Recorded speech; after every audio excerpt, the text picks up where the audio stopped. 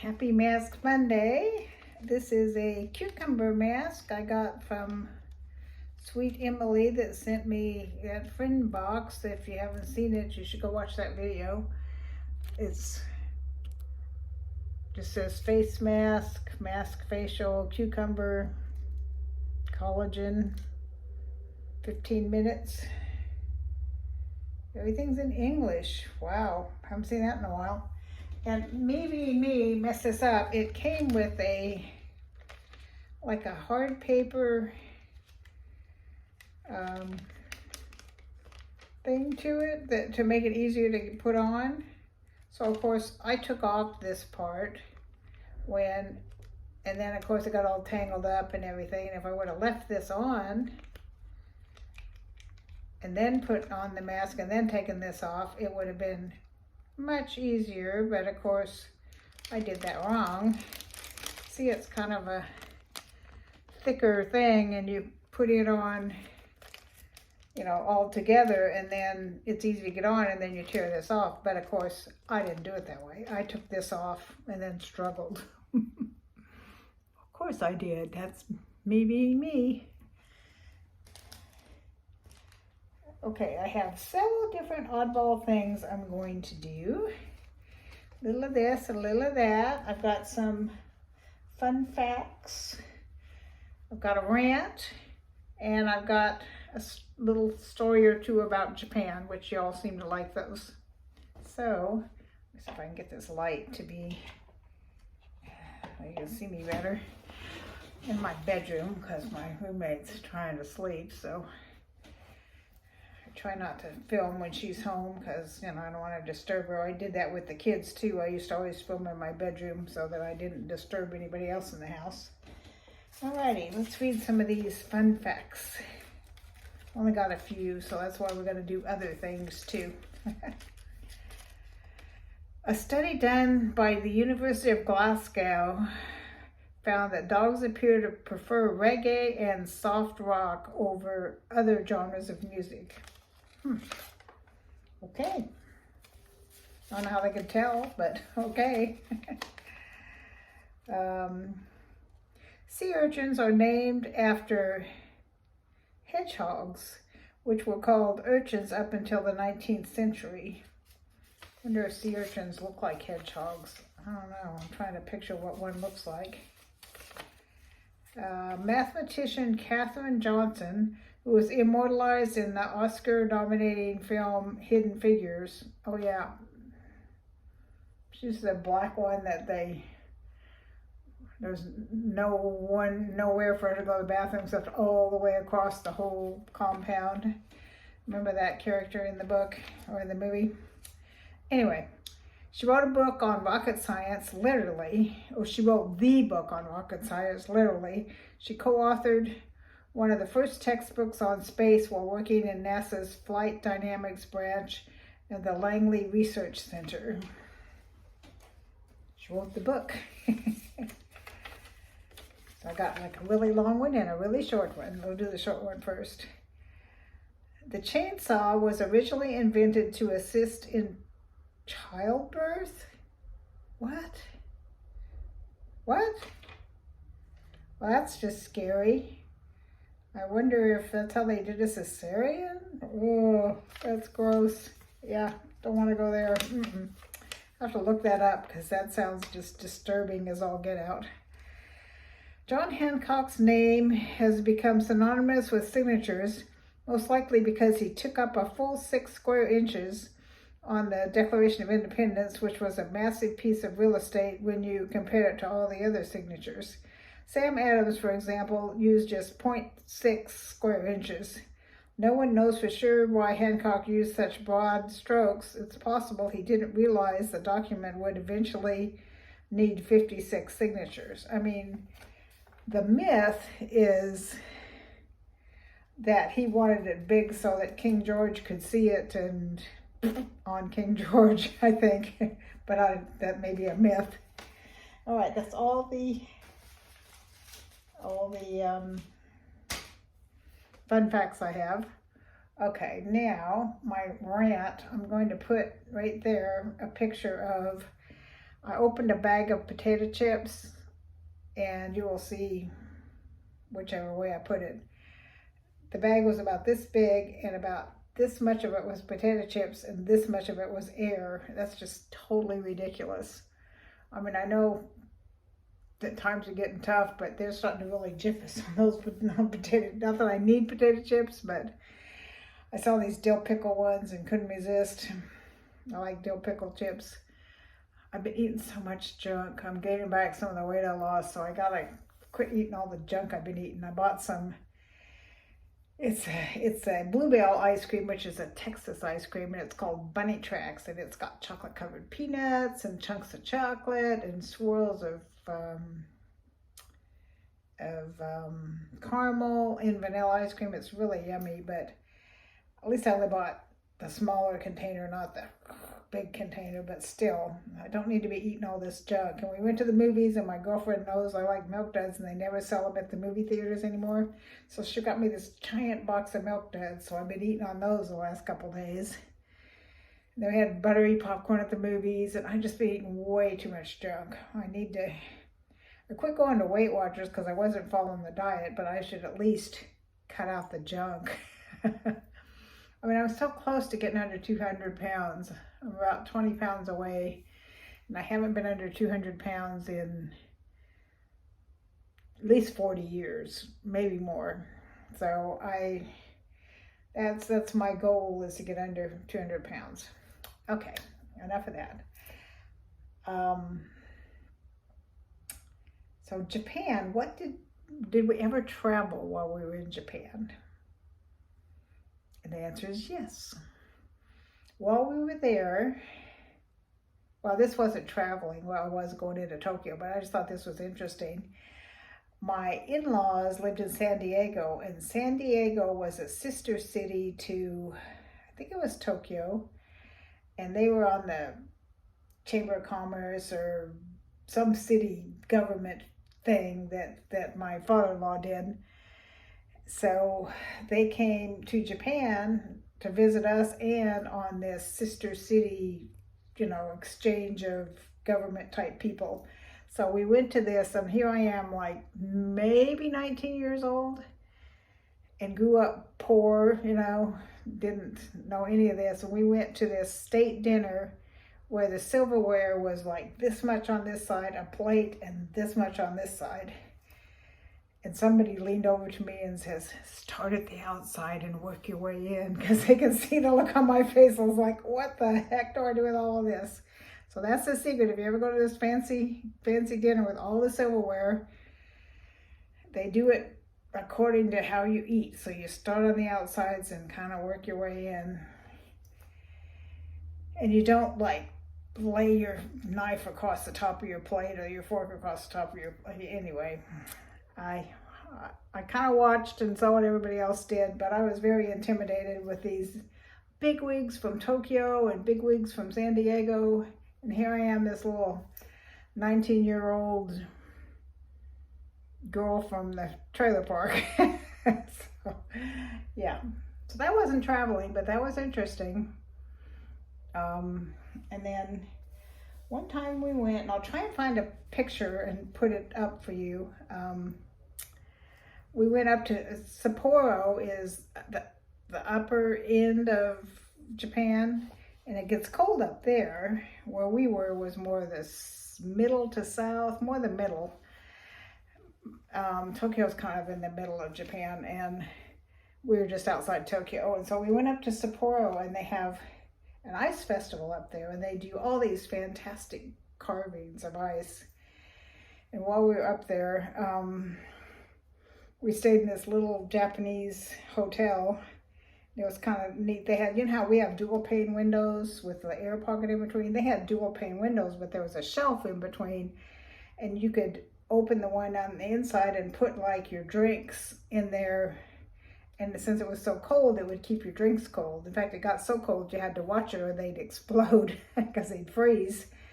But it was a way to keep your can of soda or your bottle of beer or whatever cold in between this window and this window. There was a little ledge to put your drinks on, and that cold air from the outside would cool them down. So the first day we walk in through the lobby, and near the lobby is a hot tub. So I'm like, well, that'd be cool. So we put on our swimsuits and go down to the hot tub. And there were 3 Japanese gentlemen in the hot tub who, being the polite men they are, they stand up and bow to us. And I was like, that's okay, sit down, sit down. They were naked. Japan is not as private as we are about things like that. Like a lot of their bathrooms are co-ed, or even were back then. Nowadays, sometimes they are here in the States, but that was a very common thing in Japan. But yeah, these 3 guys standing up and bowing, and I could see all of their all-togethers, and I'm like, let's go, we'll come back later. It was so embarrassing for me. But they're just trying to be polite, stand up and bow, and I'm like, don't stand up, no, sit down, sit down. So we went to Sapporo, went to the ice festival. I think he was on TDY up there. That's why we went, and I joined him because, why not? And then he also went to TDY in Okinawa, which at the time, during World War II, the United States took over Okinawa, which is another island south of Japan. I mean, not really close at all, like 100 miles away maybe. But Japan claims it, but there was, from World War II until maybe in the 70s, maybe even early 80s, America had possession of Okinawa, and we had a base there, so we went there. My husband had to go there on business. I loved it. It was, they drove on the American side of the road. They used dollars instead of yen. Everybody spoke English. The Okinawans loved the Americans. They didn't really like the Japanese because the Japanese treated the Okinawans like we used to treat the blacks in the South, back in the early 20th century. So they were treated like second-class citizens. So they did not want to, they were going to go back under Japanese rule whenever it was, late 70s, early 80s, somewhere around there. And they did not want that to happen. But of course it did happen. But that was kind of fun. We were there for like about 6 weeks. And my oldest son was a baby when we went there. So that was his first big trip, was to Okinawa. And while we were there, about halfway through our time in Japan, Japan had the World's Fair. And it was in Kyoto, which is southern Japan.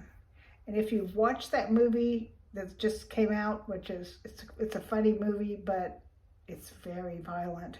It's called Bullet Train. And I actually rode the bullet train, and it's this train that goes from Tokyo to Kyoto, and it goes about 90, 100 miles an hour, just like zoom. And when it stops for like 1 minute, so you get on and off really quick, and zoom, it off it goes again. And this was like, 50 years ago when I lived there, and it was even a big deal. It was the first like super fast train like that. So we went down to the World's Fair and, just saw the exhibits and things, and it was so funny. You still saw a lot of, especially the older little old ladies, still dressed in the kimonos, with the robes, with the belt and everything, the traditional Japanese clothing. I mean, the younger people were starting to dress more Americanized with jeans and t-shirts or whatever, but the older generation still dressed in the traditional dress. So, of course, being the World's Fair, the restrooms had huge lines, and you'd go in and there'd be like, Japanese toilets are, the part we would sit on is flush with the ground, and the bowl goes underneath the ground, and they squat over it. And ours, of course, they're above the ground and you sit on it. Well, they had, because it was Japan, they had like a couple European/American type stalls, and the rest were all Japanese. Well, the lines, of course, for the Japanese style ones were really long, and the kind for the American/European style weren't very long at all, because, you know, they're all used to doing it the other way.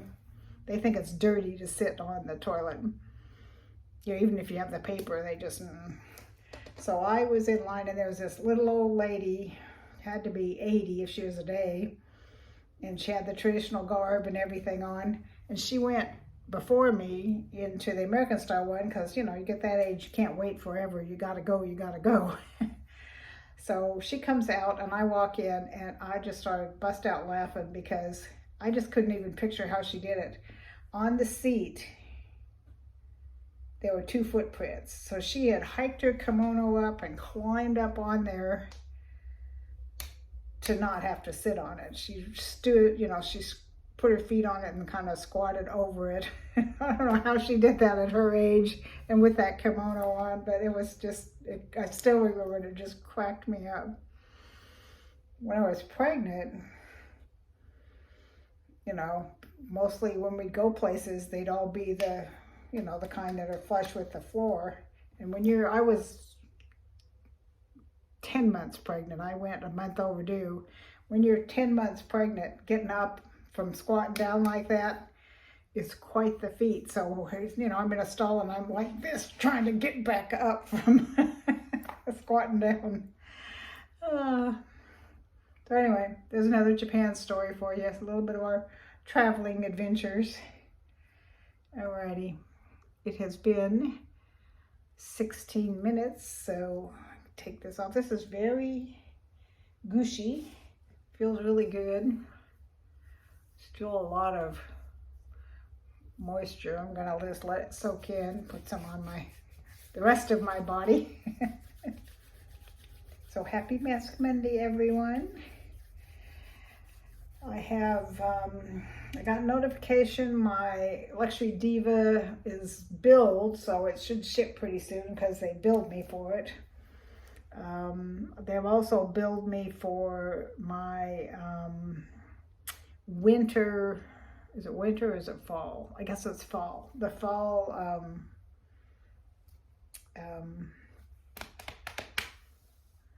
the Walmart beauty box. I get 2 of those, so hopefully they won't be the same. So those are both coming up soon. I got that We Blessings one, and it was all summer stuff, and one I already had, and it was sleeveless like this, and I just didn't want it. So I sent everything back, and usually I get them every 2 months, but I asked them to go ahead and send me another one right away. So that should be coming. Hopefully I'll get here before October, because, you know, I won't be here in October, and you got to send them back, you know. So I might contact them and say, look, I really need this in September. It says September, it's on their website that they're shipping in September. Hopefully it's not too late in September, because, you know, I got to get it. Can't get stuff done at the very end because I'm leaving on the 3rd of October for Costa Rica. So that's coming up, not sure when. Another thing I'm going to do, I got the first 2 I got in various boxes. I got a shampoo and a conditioner in a box, a little sample, and I really liked it, and I started buying it. I don't know, used it for maybe a year, but it was $25 per bottle, or if you bought the 2 together, it was $48 for the shampoo and the conditioner.